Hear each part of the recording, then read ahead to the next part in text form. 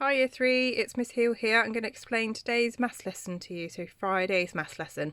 So today we're using column addition again, and we're going to be adding a 3-digit and a 2-digit number together, and we're going to be regrouping the tens. So just like what you did on Tuesday's lesson, but we're just using a 2-digit and a 3-digit number.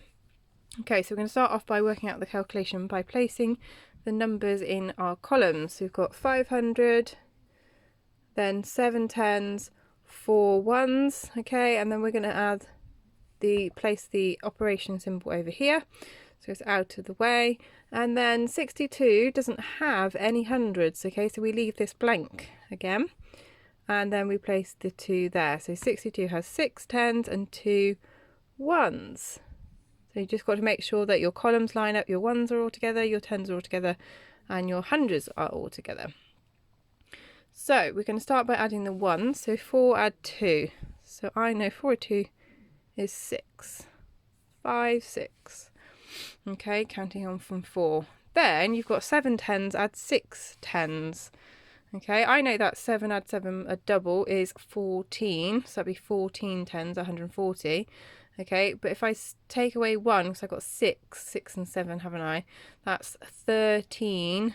Okay, so 13, if we look at 70 add 60 is 13 tens is 130. So 130 actually has 0 ones, so I don't need to add any ones. It has 3 tens. So place a 3 in the tens column. Okay, and because I've got 13 tens, okay, I have to say, oh, 10 tens is 100. So I've got an extra 100 that I need to place in the hundreds column. So I've got now 500. Add another 100 is 600. So can you see that I've had to regroup these tens, okay? Because when we get to 10 tens, okay, we need to replace it with 100. So 574 add 62 is 636. I'm going to show you another example. I think you've had lots of practice this week, so it's really good. And I've seen some people do some extra practice too, okay? And also you could write out your own numbers, okay, and have a practice like that. So 863, and we're going to add 81. Okay, I'm going to place 800 in the hundreds column, 6 tens in the tens column, and 3 ones. Now 81 doesn't have any hundreds, so I leave that blank. And then I put 80, 8 tens under the 6 tens and 1 1.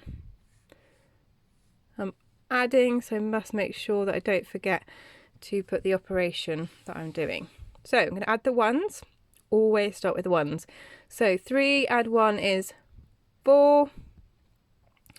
And then I've got 6 tens and 8 tens, okay? So if I know that 8 and 6. Now I could divide this and partition this again. So I could say if I partition my 6 into a 4 and a 2, okay, 8 add 2 is 10 plus the 4 is 14. So it's 14 tens. So if I know that, then I know 80 add 60 is 140. Okay, we haven't got any ones in 140, so I don't need to add any ones.